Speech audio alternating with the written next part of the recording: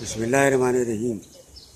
اسلام کے بدترین دشمن یہودی کعب بن اشرف کی گستاخیاں جب حد سے بڑھ گئیں تو رسول اکرم صلی اللہ علیہ وسلم نے فرمایا کہ کون ہے جو کعب سے نپٹے، کیونکہ اس نے اللہ اور اس کے رسول کو بہت اذیتیں دی ہیں۔ اس پر کئی انصاری صحابہ تیار ہو گئے۔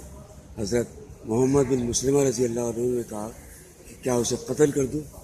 سرکار نے فرمایا کہ ہاں۔ اس پر انہوں نے کہا کہ اس حوالے سے مجھے کچھ کہنے کی اجازت ہے؟ فرمایا کہ ہاں کہہ سکتے ہو۔ اس پر محمد بن مسلمہ کے علاوہ حضرت ابو نائلہ رضی اللہ عنہ، ان کا اصل نام سلکان بن سلامہ تھا اور وہ کعب بن اشرف کے رضائی بھائی تھے۔ اس کے علاوہ حضرت عباد بن بشر رضی اللہ عنہ، حارث بن اوس رضی اللہ عنہ اور ابو ابس رضی اللہ عنہ نے اپنی خدمات پیش کی اور ایک مختصر سا دستہ اس یہودی سے نمٹنے کے لیے تیار ہو گیا اور کعب بن اشرف سے ملنے گیا۔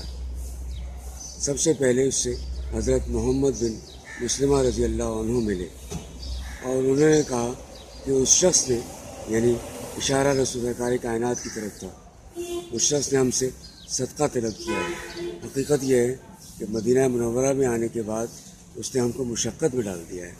اس پر کعب بولا کہ واللہ ابھی تم اور اکتا جاؤ گے۔ محمد بن مسلمہ نے کہا کہ ہم چونکہ اس کے ہاتھ سے بیعت کر چکے ہیں، اس لیے اس کا انجام دیکھنے تک تو ہمیں اس کے ساتھ رہنا ہے۔ ابھی میں آپ کے پاس ایک کام سے آیا ہوں، مجھے 1 یا 2 وسق غلہ چاہیے۔ کعب نے کہا کہ رہن میں رکھنے کے لیے کوئی چیز ہے؟ تو محمد بن مسلمہ نے کہا کہ کون سی چیز پسند کرو گے؟ اس پر کعب نے کہا کہ اپنی عورتوں کو رہن رکھ سکتے ہو۔ اس پر انہوں نے کہا کہ بھلا یہ کیسے ممکن ہے، کیونکہ آپ عرب کے سب سے خوبصورت شخص ہیں۔ تو پھر اس نے کہا کہ اپنے بیٹوں کو رکھ دو۔